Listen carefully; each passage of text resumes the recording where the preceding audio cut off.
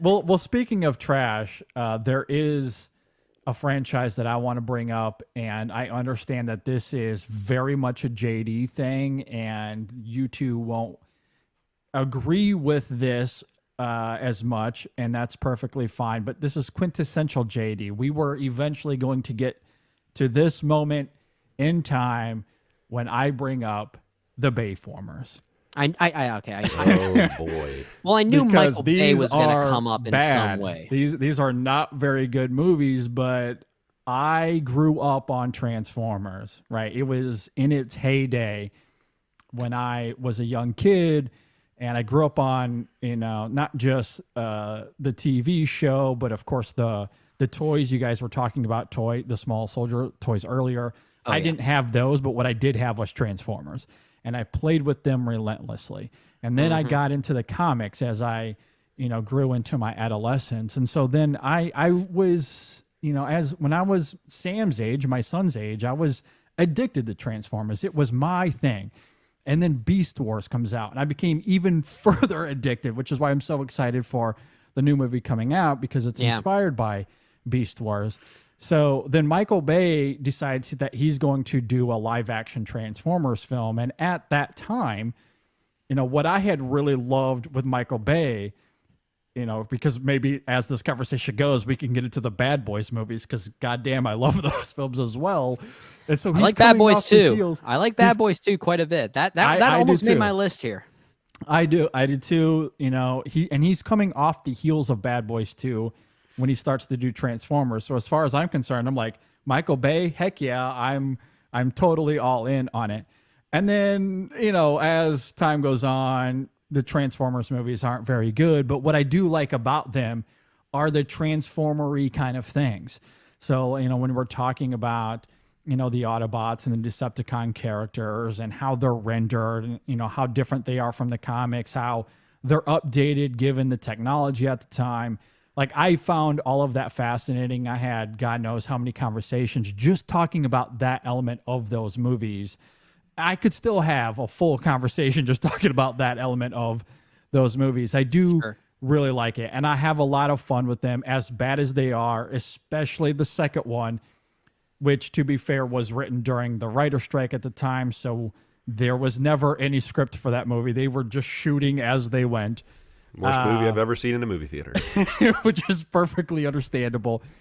And it's really funny. I was actually having a conversation with my wife about this the other day, because our neighbor just got a new car, and what she got was a Chevy Volt. It is so hilarious to me. You could tell that they were making the second Transformers on the fly, right? They were just getting money wherever they could, because the production was a disaster given the Hollywood chaos at the time. There is a character in the second Transformers, an Autobot, that just shows up halfway through the film without any explanation whatsoever. He's actually kind of pivotal to the ending of the film from a plotting perspective, but it is never explained, like never brought up. His name is mentioned once, I think.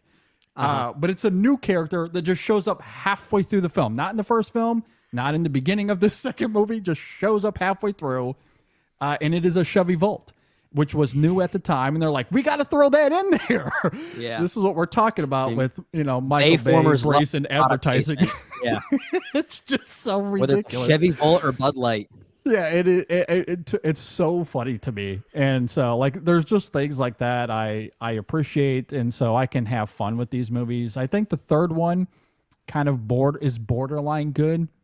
I think it's the best of them by one far. Transformer. I didn't grow up with the property like you did, JD. So I go into these Bayformers movies with a more distant mind, I guess. Sure. The third one, Dark at the Moon, is the only one I think.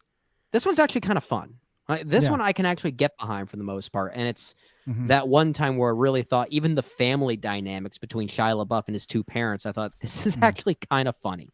And I don't know why. And maybe it's because it has Patrick Dempsey in it, at least in certain parts. And I think he's just so charming. So I don't know. Maybe there's just other factors there. I don't know. Well, I think with Dark of the Moon, it's the only one of the Bayformer films where there's a script that's trying to actually tackle a seamless story. The first Right. one is sort of there, but it's so discombobulated and disjointed. And the editing of that first film is just bizarre. It's really Well, it's weird. it's a tonal thing too. Like if you didn't Yeah. grow up with Transformers, if you watch that first one, it's like this weird like dichotomy between a serious sci-fi thriller and then a Cartoon Network TV show. Yeah. Like the second that the Transformers themselves start talking, it's like you change the channel. It's a complete. It Yeah. really does feel that way. It is, yeah. There is a little bit of an odd dynamic there Yeah. that I became accustomed to. Like, you just kind of have to embrace that's how these films are going to function from that perspective. But the third film, I think they finally found a way to make that pretty seamless. And then in terms of its dramatic stakes, it's the one that has the most heftiness to it. And you couple that with a script that is the most coherent of them. And there's some actual emotion to that film that isn't completely manufactured like it is in the first two movies. Yeah. And maybe also that is Shia LaBeouf's performance, because it's the only one of the three where he's clearly giving a shit. The other two, he's just there for a paycheck and he's having fun. He And also then has that third one, he's giving a little bit of effort, so I think that comes through as well. He also has way more chemistry, if you ask me, with Rosie Huntington Whiteley, I think her name is, when compared to Megan Fox. I think the chemistry is way better in that third film. Megan Fox, God bless her, very shoehorned into those movies, and just there for Michael Bay to objectify for obvious reasons. And then the other part of these movies as well. So there's the Transformers element of it that, ties nostalgically to my childhood. The other element of these movies ties into my identity at the time, in the sense that, and this is going to sound a little silly because we're talking about Transformers, but I was in college at the time. And so I was starting to form the roots of my cinephiledom. And what I've really come to love about these Transformers films, aside from the robots and the transforming and the fun of that for me, is Steve Jablonsky's score, which is so good. It is the same argument that we had a few weeks ago when we were talking about James Newton Howard and some of the scores he did for Shyamalan, and how they don't deserve to be in those movies because they're really bad. And yet, in the Last Airbender, he scores a masterpiece in a film that does not deserve it. Yeah. Jablonsky is somewhat of the same thing here. Like, his scores for those movies are phenomenal. They're really good. The main theme that plays throughout all three is elegant. It is absolutely exquisite. Almost doesn't belong in a movie about robots transforming. And then in the third film, there's like the urgency and what he adds to the action, I think is really good in terms of action beats, action scoring. There's not a lot of scores that I think do better than that. So when we're talking about isolated crafts in these action films, like a lot of the action films we've gotten over the last 20 years or 15 years, a lot of them are not very memorable, but I can think of very specific cues in those Transformers films that I still listen to today, that I think heighten a lot of what's happening in those movies. Jablonsky doesn't get nearly enough credit for what he was able to do with Michael Bay and the movies don't really deserve him, but they're really good scores.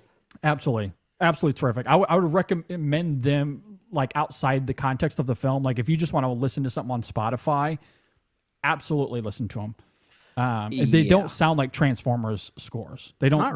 They don't sound like they come from that kind of movie. At least not all of the tracks.